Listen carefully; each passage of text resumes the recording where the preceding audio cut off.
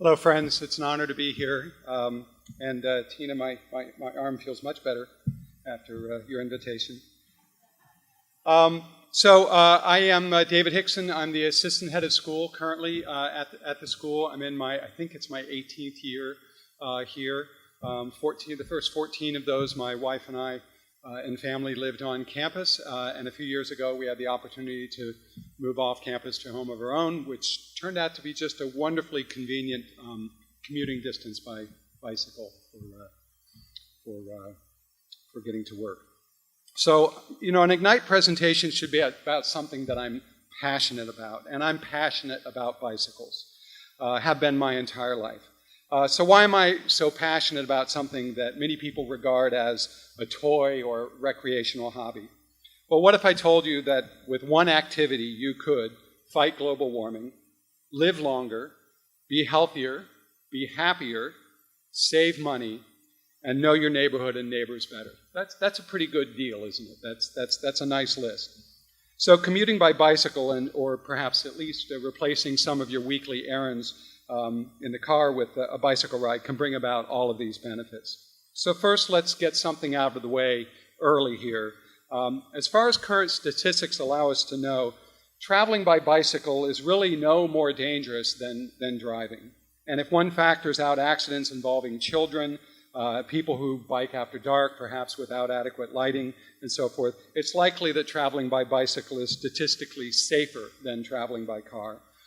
Stepping into a car is probably the most dangerous act we commit during our week or during our day. And the reality is that as more people travel by bicycle, studies in Europe have shown this, the more that people travel by bicycle, actually the safer it becomes, because drivers become more accustomed and more used to cyclists on the road. And this is all without factoring in the health benefits of cycling. So to that, more efficient even than walking, using a bicycle to replace short trips you would otherwise do by car is one of the most proactive, pro-environmental acts that you can commit. 3/4 of the trips we take in a car are under 10 miles in length as Americans, and most of these we drive alone in the car. Short trips are the most polluting, and they're statistically the most dangerous. Replacing these with a bicycle trip is direct action against one of the major human causes of climate change. The dollars you can save can go to the National Resources Defense Council instead of to BP or to Exxon. A recent study from the UK reveals that people who commute by bicycle are up to 6 times healthier than people who commute by other means, by cars, mass transit, and so forth. And it's not that there's anything magical about the bicycle in this regard. It's the fact that it's the regular activity. The Department of Health and Human Services recommends that we get 150 minutes of moderate aerobic activity per week. Well, 150 minutes comes out to about 30 minutes a day for 5 days a week. Well, if you think about the commuting cycle, that's actually a perfect combination.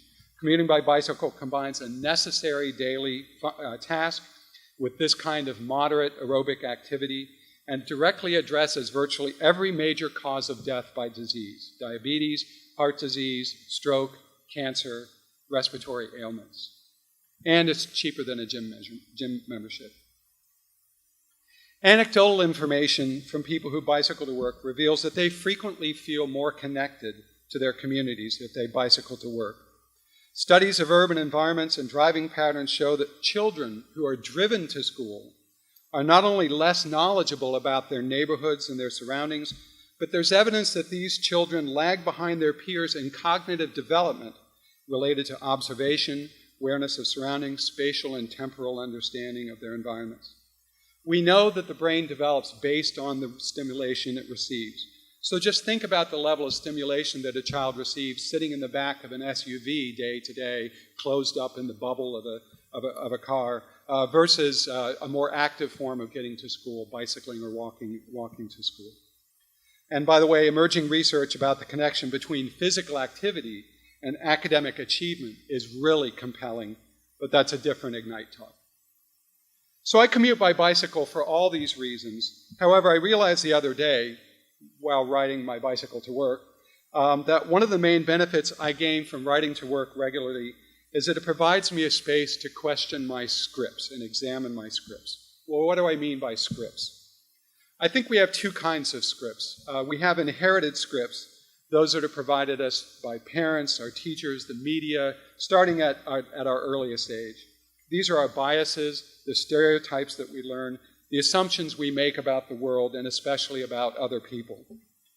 And then there are self-created scripts. This is what I call them. These are the stories we tell ourselves in our minds, the motivations that we assign to other people, the running internal chatter that's driven by our egos, the little social dramas that we invent in our heads, what we should have said, what other people, why they do the things they do.